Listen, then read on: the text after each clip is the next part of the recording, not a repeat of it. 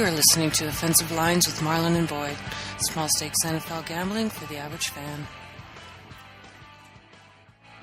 Welcome to Offensive Lines. I'm Marlon. I'm Boyd. And this is the preseason Week 2 edition of Offensive Lines. We come in as early winners. This is our most successful preseason to date. It's only week one. With 2 victories. We're not preseason geniuses. We'll be the first to admit that. But last week we hit both of our bets. And there were 4 games we were considering. We would have won them all.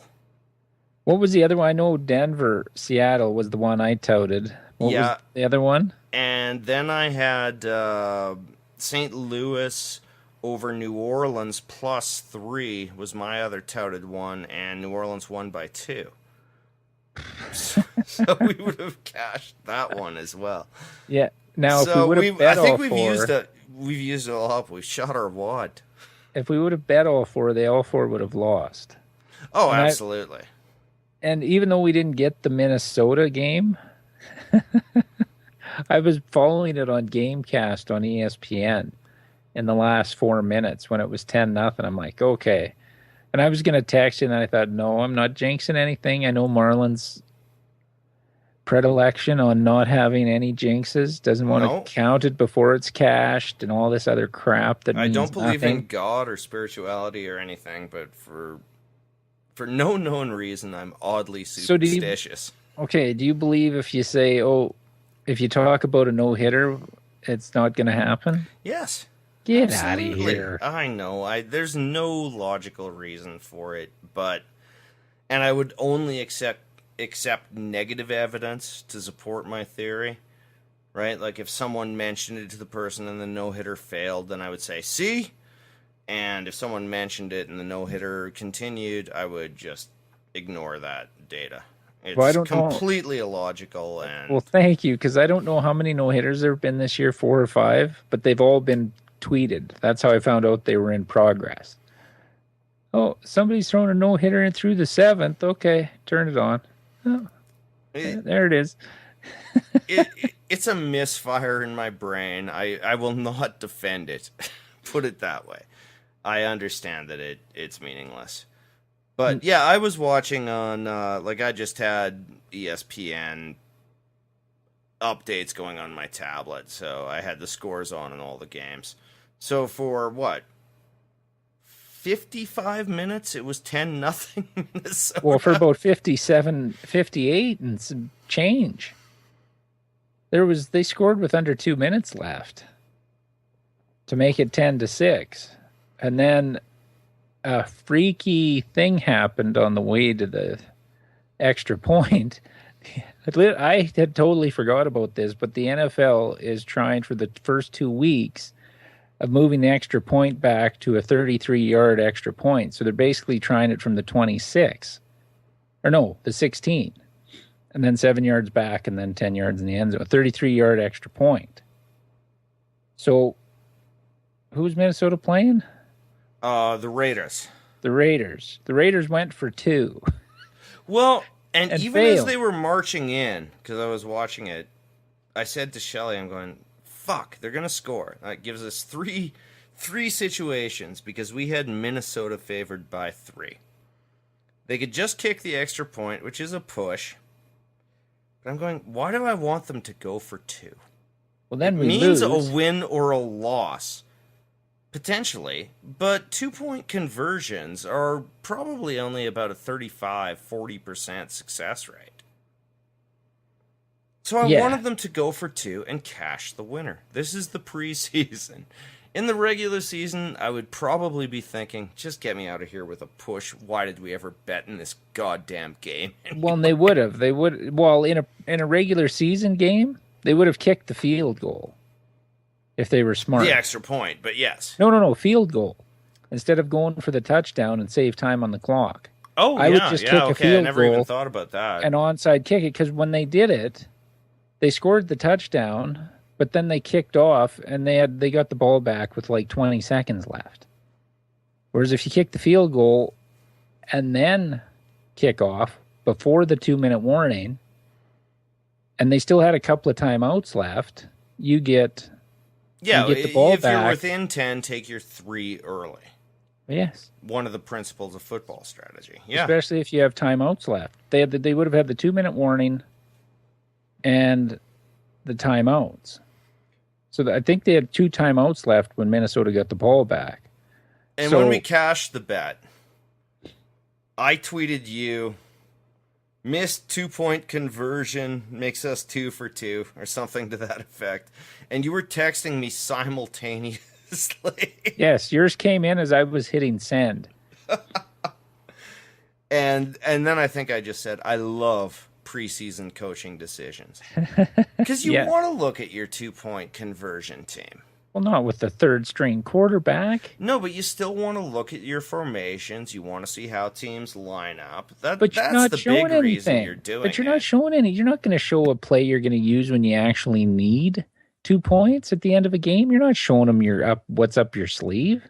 It's just vanilla. I don't even know what the play was, but I can imagine it was either a fade to the corner. That is or my roll impression, because what I saw was incomplete to whatever. So you're probably right about the corner fade. My favorite route, as anyone who's listened to this podcast knows, I loathe the corner fade. Absolutely think it's an unbelievably low percentage play. And I do not understand why coaches are so enamored of it. No, I'm not a big fan of it. It's good if you got Calvin Johnson, okay, or even a Des Bryant, the big, tough receivers that are strong, you've got a little better chance. A little better, but it still requires such a gorgeous touch pass from a backpedaling quarterback when the defense is geared to stop exactly that play. It was great with Michael Irvin and Norv Turner in the day where Michael Irvin would just head slap the defender. Silly. Well, and the receivers or the corners now are almost the same size as the receivers. It's not teams. like all 5'10". No, but it's not like they're all 5'10", 5'11" anymore.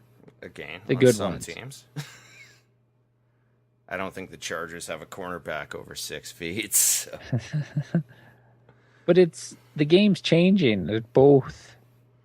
Yeah, and I still think it's a terrible play. There are better ways, better things to do in that situation on the field. And But it's the old coaches who run it, typically. You don't see New Orleans try the corner fade a whole bunch, do you? No, but how many teams have Graham as a tight end in that situation? Well, a lot of teams now are getting those 6'6", 6'7" tight ends who can bull in, box out. Yeah, but how many take are it over the actually? middle. Well, that's going to be the new trend. I know, think that's but how going to be many? the new trend in the NFL. Well, I know it's a new trend, but how many do they trust once they get down there to catch it? Yeah. Or get open? Yeah. There's a reason Graham. Well, you don't even have to Gonzalez get are, open. I mean, if you can bull in and turn around and box it out with your body, yeah, but you can still have make to that tight end catch. play work. Yeah. Yes, it's still about the catch. I mean, it was Gonzalez and later Gates who kind of started that. And it's right now reaching its apex with Gronk when he's healthy and Graham in New Orleans. But I really think that the corner fade is going to fade out of the parlance because, seriously, is it a 20% play even? Oh, I hate it. I would love to see an analytics site break down how many times was this attempted, how many times was it successful. I would love to see the percentage of this. Well, you're either okay. There's 4 outcomes: incomplete, interception, offensive pass interference, defensive pass interference. Right? Yep. And the ones that are completed, almost all of them you could call offensive pass interference on. because they get some kind of push off, unless the cornerback slips or is a loser and gets beat right off the line of scrimmage, and then it's not really a fade, it's more of a dump. Because the fades are the high arcing ones. Yeah. I'm not talking about the line drive to the back corner of the end zone. No. But with, you know what? We might be in luck with that play going out of fashion for one other reason.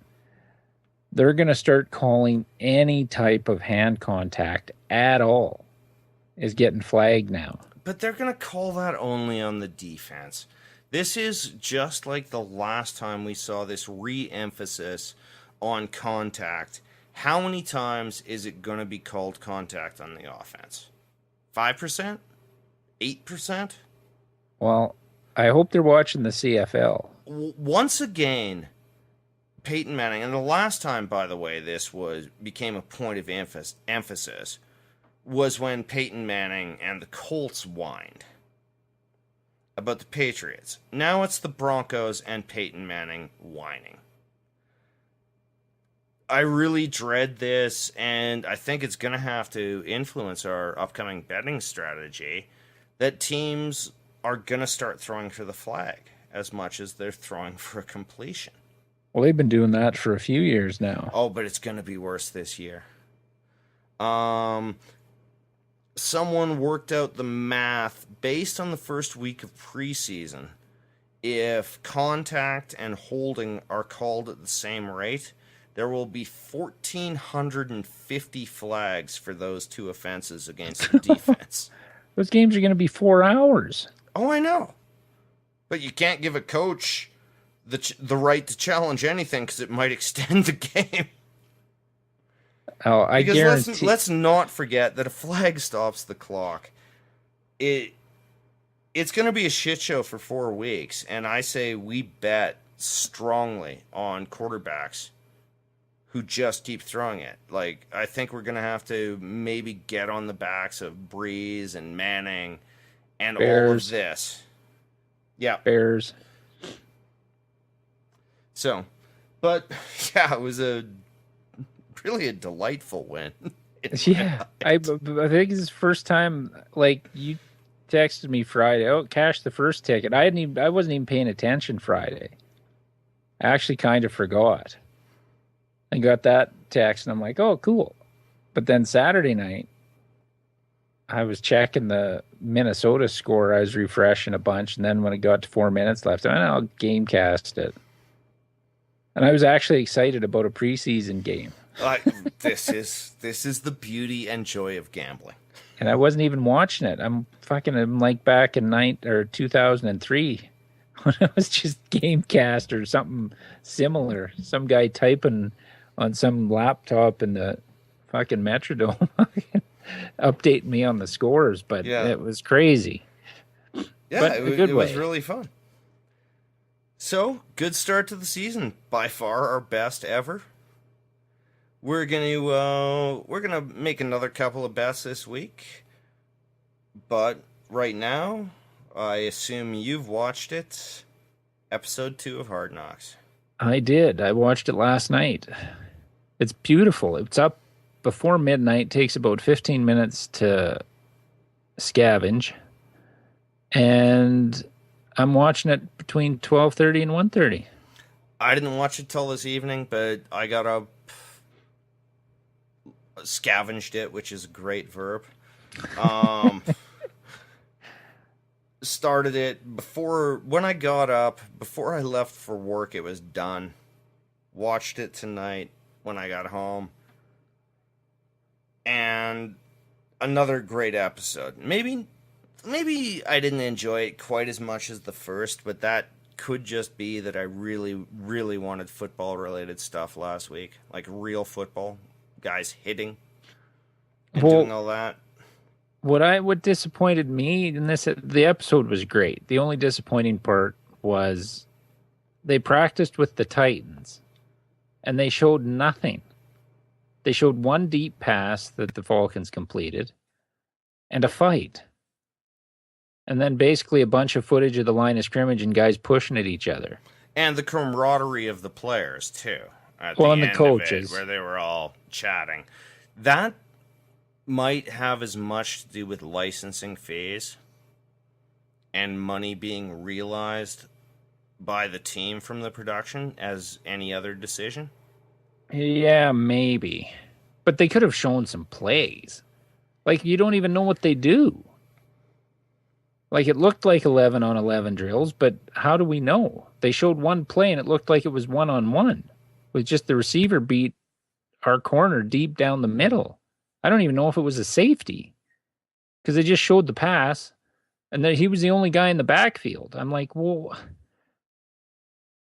who knows what the hell's going on? Because from the tweets I got during that from the Titans beat writer, Tennessee was holding their own with them, but by looking at that, you'd think we suck ass. I almost guarantee that's licensing, Boyd. It's Tennessee wasn't realizing cash. Well, that's not their decision, there. no? HBO has the creative control over the show. They cut it and splice it however they want to show it. And Tennessee might have said, no, we don't. No, you're not giving us $1. No way. They show the preseason game. They showed 20 minutes of it. But preseason games are owned by the local networks. No, not by the Titans. Marlon, it doesn't. Come on. That's silly. You're being silly. Brought up that legal licensing might affect how much they show Tennessee Titansing. It's fucking practice open to the public. I'm crazy? Can seriously, any legal argument? Legal arguments are crazy now. But then why didn't they blur out the helmets? It makes no sense. Yeah. When they showed 20 minutes, I understand your disappointment because you did want to see, like, there wasn't a Bishop Sankey run. No, our receivers Bishop Sankey block. Our receivers were burning them deep through the whole practice, but they're not going to put Atlanta in a bad light. They're only going to be positive on things like that. Yeah, in practice for the most part. Yeah, if they want a little coach giving somebody shit, they're going to show that, but they're not going to against another team. The one thing I was surprised they left in was the receivers coach, Trubisky from Atlanta, talking to Sean Jefferson, the old Chargers wide receiver. Oh, yeah. He's our receivers coach in Tennessee. That. And him and Trubisky were talking before the scrimmage or practice. And Trubisky was saying that Roddy White wants to just play in a Super Bowl so bad. Oh, yeah, okay. I didn't realize that was Sean Jefferson, okay. And if he gets... Well, they didn't put his fucking name up, which would have helped. Certainly. So,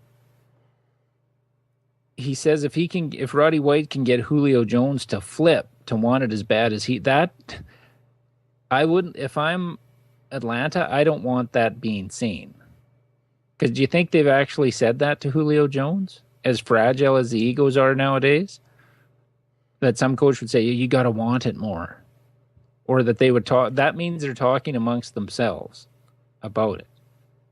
Yeah, and that it brings up, however obliquely, some questions about Julio's motivation. And I'm not saying he doesn't play hard, but if I'm a coach, I don't utter that when I know I'm mic'd up. No, but Roddy White is one of the most focused and intense players out there. Yeah, but you still don't say it. No, you don't say it, and that is surprising that he brought it up. And maybe they have talked to him you about see, it. that was a subtlety I didn't get out of the episode. I appreciate that, Boyd. I really like that little bit of insight there. Well, I just thought it was silly to say it. Now, my favorite part of the episode, and I'm not really a smoker, was the big fat fucking cigars Brian Cox and a couple of the other defensive coaches were smoking out by the pool. Well, that was obviously that's going to be the moment everyone takes. Brian Cox was absolutely stone cold, brilliant, and hilarious. He's the best. He's the star. He's the breakout star of this show. Oh, absolutely. his quote was, roughly, and this may be a paraphrase, if you don't have a vice, you have skeletons. Yeah.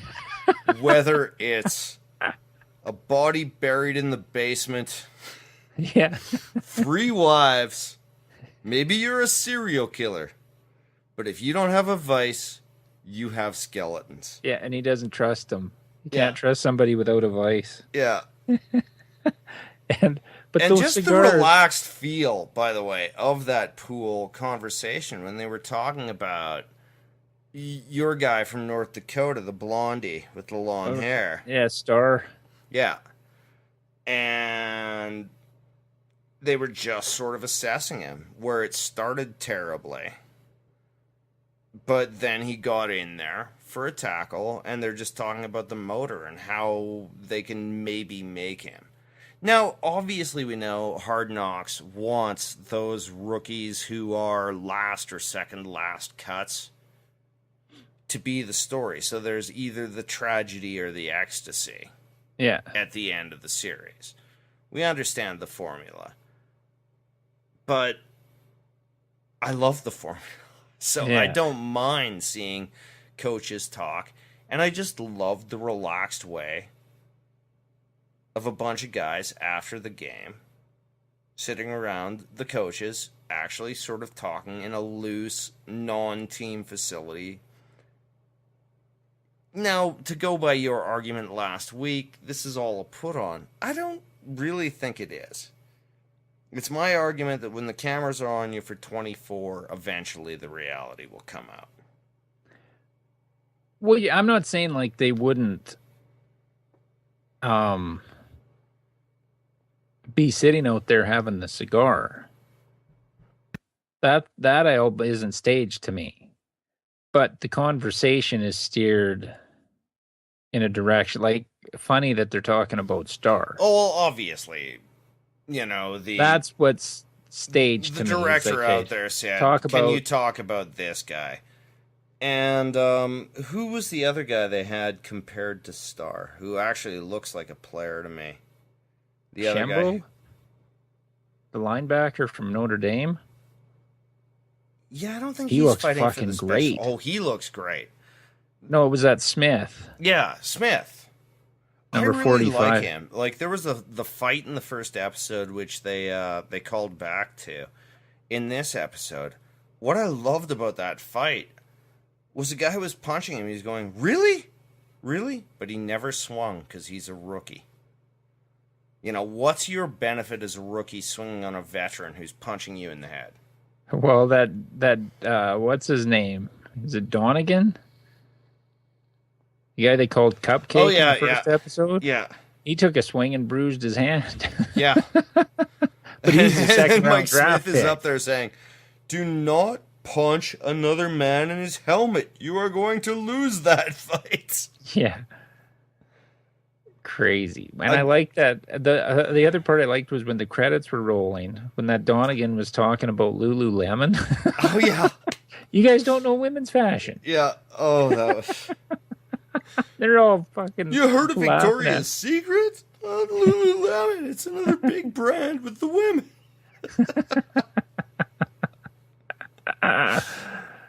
Oh, it was good. And there was one other piece that I really enjoyed too, was that poor rookie who got hit in the nuts. Oh, yeah. Being sat down for an interview. And I was just imagining in my head, your interviewer is there, and he's going, okay, describe what happened to your testicles. Yeah. Well, one's about 4 times the size of the other one. I had to go to the hospital. Yeah. And he's talking in the dressing room about it. Yeah. Yeah, the pills help. Yeah, I got to get back out there. Still a little tender, but yeah, you need a jock strap. Keep them nice and tight.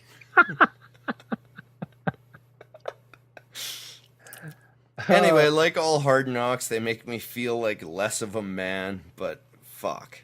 Oh, those guys are tough. Holy fuck. And I don't care what position you play. Those guys are tough. And that's maybe the best thing about Hard Knocks is it reminds you how savage and intense the workday is for anyone. And they haven't even started yet, really. No, and there was another great moment, too, where a couple of the guys who are feeling good about themselves are just going, well, we're at 90 players. 37 of us are going to be gone. Yeah. A lot of friends. And those are guys that are making it. That Shambo and Donegan are making it. Yeah. That Shambo looked fucking awesome. He might be the rookie defensive player of the year. Just a sleeper. And I know I overreact to Hard Knocks because they only show you the good stuff on these guys they want to make the story about. Well, but he's also, a rookie. There's he's a calling Shambo the on defense. every team. No, but he's calling the defense. Right, oh, that was amazing. As the a rookie, intellectual level, and who was it beside him again? Was it Donegan? Yeah, that was who was talking to him. But he was just going, that. Yeah, you're at meetings, and you're always like, well, what if? But this me, I'd rather sleep. Yeah. Well, yeah, because he just has to run straight ahead and try and get to the quarterback. Yeah. Plug a gap. But, I mean, this is a principle I've always thought about. What separates these guys, who are all fucking amazing athletes, is really the work ethic and the brains is what makes you an NFL player. Well, that's why they always say offensive linemen are the smartest guys on the field outside of the quarterback. Mm-hmm. And the center it has to be on the same level as a quarterback. Yeah. And whereas by the time defensive you're players in an just got to NFL run camp, straight ahead. Your talent, your raw talent for the most part, is taking you as far as it's going to go. Now it's taking that talent and adding to it. And you add to it with brains and preparation. And Hard Knocks, I think, really shows that. Another superb episode. Yeah, and we'll be scavenging episode 3 next week. And we'll probably talk about it. But we got to get some bets down for this week. All right. This week's structured over 5 days. So I'm just gonna skip the Jacksonville at Chicago. That's a shit game anyway. And Yeah. of course, wouldn't you know that would be the one that's televised in Canada on Thursday. Well, That's our breaking our preseason cherry on TV in Canada. okay, here's the only thing I like about the NFL Network, which we're required to carry if we want the Sunday ticket, is they just run in this period the preseason games at various times. So if you ever want to look at anything, you can find it on the NFL Network, PVR it. You can take a look at that rookie you want, whatever. So I really don't care. I'm never going to watch a preseason game from start to finish, whether it's the Chargers or anyone else. I'm just not going to do that. I might watch Jacksonville just to see Bortles Well, for exactly. a series or two. But that's the whole purpose of it, is then you can PVR it off NFL Network, you can see what you want and be done with it, because it'll repeat 7 times between today and next Thursday. See, the only shitty thing here in lovely Calgary, Alberta, Canada, is we get the NFL Network in standard definition. So it shows up as a fucking and little not only letterbox. that, it's Not even letterbox. It shows up as a little box on my screen. it's the worst standard definition ever. Go to a different standard definition broadcast, and it looks crisp and clear. Even in the tiny box. Go back to the NFL Network, and it looks like we're watching 12-year-old degraded videotape. My question is, all these channels are in HD. How come I'm not getting them in fucking HD? I'm paying for it. You're charging me like it's an HD fucking channel. If it was an HD, I'd probably watch it at night when there's nothing else on. Yeah. Because they loop everything. Well, it's because they want to charge for it like it's ESPN. No, but I don't This care. is the We're paying NFL for it like Network. it's ESPN. Yeah. I'm paying for it like it's ESPN. Like, just fuck, it's available in HD. Just put the fucking thing. Why are we waiting? When these channels become available in HD, if you're gonna up my rate, I don't give a shit. Give them to me in HD. At least put it in so where I can. Okay, so I have to have it to watch Sunday Ticket. Let me choose if I want to pay an extra couple of bucks to get it in HD. Yeah, I cannot argue Is with it that hard? logic. I mean, like almost every channel that is only available in standard definition on our cable system is available in HD. Only we don't get it in HD. No, they're available in HD. If you choose to pay for it. I haven't watched a standard definition channel in like 2.5 years. No, but every channel that's on there. Except for NFL Network, where I have no choice. Well, I have no choice on E-Entertainment television. Oh. All right, I'll react to that like it was a confession. Well, I do like Chelsea Lately, but my wife likes watching some shows on there. Fair enough. But Chelsea Lately's on there, and that's okay. That's a good show. But that's going to Netflix, so that's going to be good. I'll get it in HD. Fuck it. But no, seriously, why, in this day and age, I can stream Major League Baseball in HD on my fucking TV, and I can't get the NFL Network in HD? Well, we're going aside into local shit. I just want to also bring up, I go to the Shaw website every day, trying to look for how much it's going to cost me for Sunday Ticket. And all it says is currently not available. Oh. They didn't sign an exclusive with, like, Bell or somebody, did they? I'm starting to worry. It's the middle of August. Usually I've received 3 notices with my bill. At this point, get the early bird special. Yeah, save $40. So, yeah, I'm starting to get a little nervous. But that's neither here nor there. And that's not our listeners' concern. It is. Because if I can't watch my Titans, these could be angry podcasts. Oh, well, that might make them better. But Friday, 2 games are off the table. Tennessee is plus 3.5 at New Orleans. And San Diego is a mind-blowing plus 6 at Seattle for a preseason game. We're not allowed to bet on either of those games, and neither would I want to. We've got Philly at plus 3 at New England. I don't hate this one. No. Well, because New England never plays anybody. No, and even though Belichick has a really shocking 32-27. Oh, and I just want to get this in. When I'm citing these coaching preseason records, I've gotten them from a site called Walter Football, who compiled them. It's done a nice job of this, and I've been looking for this data for years. I found it, and I just want to give a shout out to walterfootball.com for putting these numbers so easily in my hands. Sorry, I didn't mention them last week, and the numbers I think helped us go 2-0. So, nice work. Anyway, I don't mind that one. Okay. Okay. Oh, sorry. Go ahead. The other Friday game is Detroit at Oakland. Oakland's a goddamn disaster. That's why I was going to say I like that game maybe more than the Eagles. Okay. Yeah, I prefer not to bet against Belichick. So we got the Lions plus 2.5.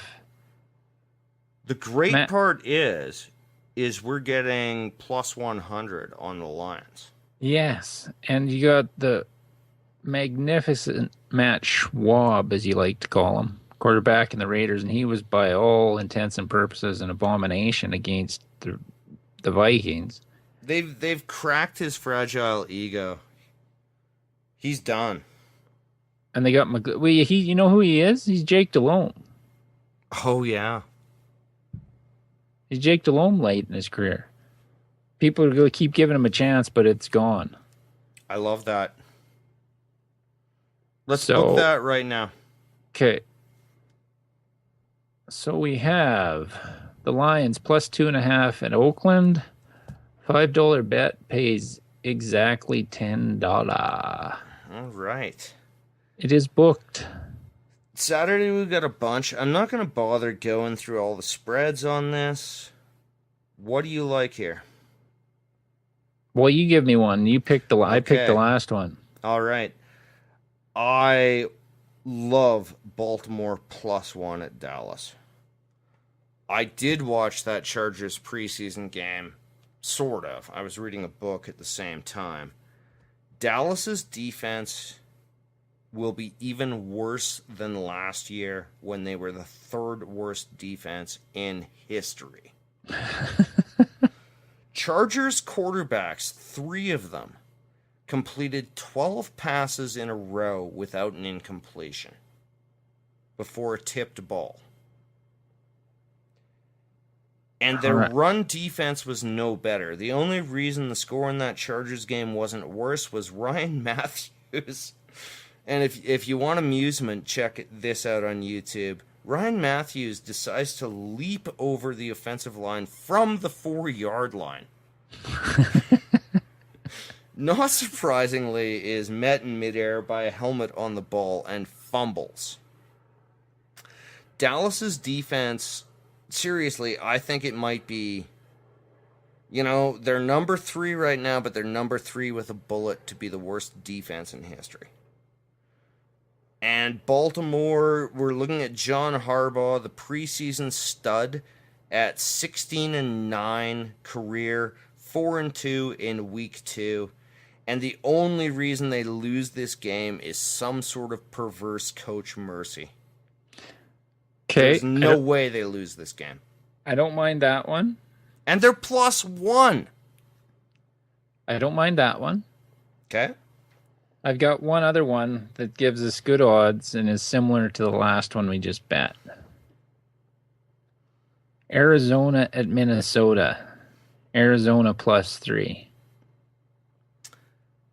Do you think Teddy Bridgewater is going to play against that defense? Or Matt Castle? On the road, getting 3 in the preseason with Minnesota only put up 10 against Oakland at home? Am I out of bounds here? I totally see your point. I just like what I consider almost a sure thing. What's Arizona's coaching record? 4-1 and 1-0 in week 2.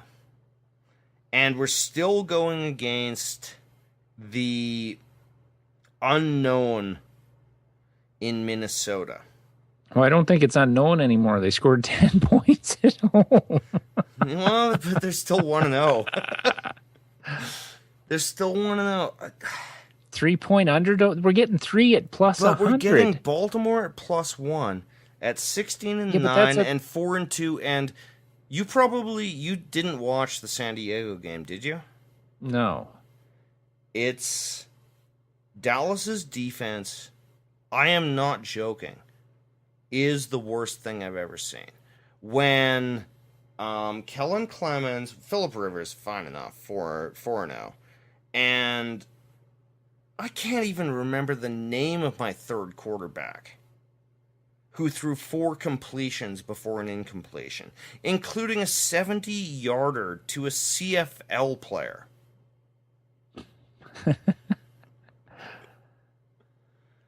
I don't know how much more strongly I can state this. I say we ride the hot hand of who handled the Niners easily. Okay, we'll go with Baltimore. Sorry, I want to push it that I say we ride John Harbaugh in the preseason until he fucks us. Okay. Now in the other games, I can't imagine you saw anything you loved here. No, that I gave you the other one I really liked. Yeah. Sunday and Monday. The only other one that's intriguing is Denver at San Francisco. San Francisco's not even, they're rolling over. Well, just before we started the the podcast, I watched the Denver-Seattle game, or as much as I could. I believe there were 28 flags in that game. So I have no opinion on Denver. It's impossible to gauge a game when there are 28 flags. No, I'm basing it more on San Francisco. The effort they put forth in Baltimore. I think they're just trying to get through healthy. And Even Denver against plus that would be Carlos Hyde looked fucking brilliant. +3 on the road at +110. 3.5 is what I had earlier in the day. That's down to 3. Okay. And the other one that's of interest, if anybody's out there that I don't mind, is Kansas City's +3 at Carolina, and that's +100. That's good value because Carolina, I doubt Newton's going to play, and their offense is weak, to say the least. So, yeah. Kansas City, did they not put up 41 points last week?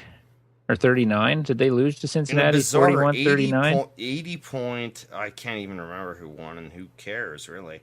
But yeah, that was like an 80-point preseason game. Yeah. So, yeah, no, just those ones there's a lot of validity there. I'm just giving them to the listeners, other games to look at. We're going with Baltimore.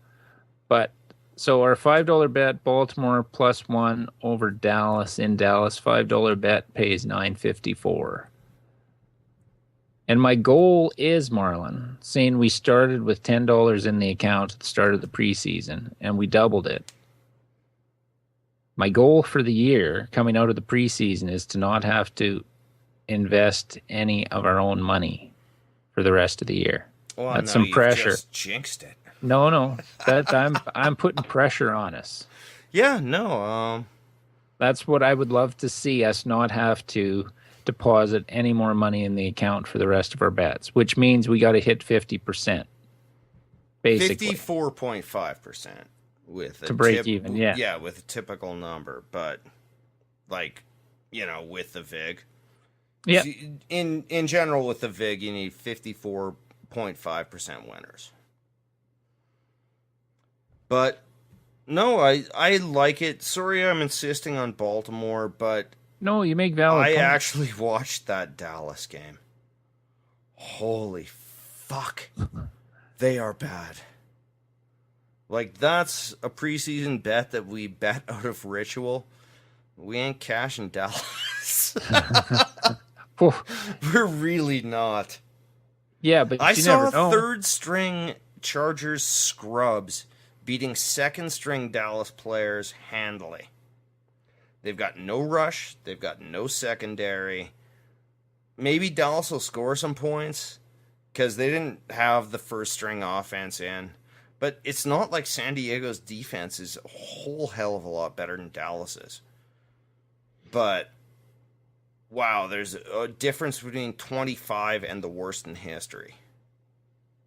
And I'm calling it right now. Dallas's defense is the worst in history.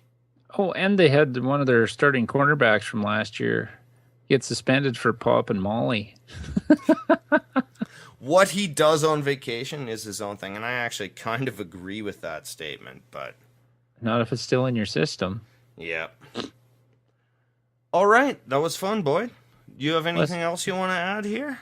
Well, I just want to say the Titans won their first preseason game, 20-16 in a monsoon.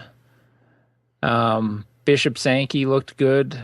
See, if Chris Johnson wasn't going to be paid a gazillion dollars by his old contract in Tennessee, he would have been fantastic in Wisenhunt's offense. They were throwing to Sankey, screen passes. Oh, well, and that's the underutilized terrible part of Chris Johnson. I've never understood why they haven't thrown to him. They did in his rookie year, and you give it to a guy with insane talent and space? How many 80-yard pass plays did he have? And then everyone decided he didn't have hands. Why? I don't. Where's the evidence of this?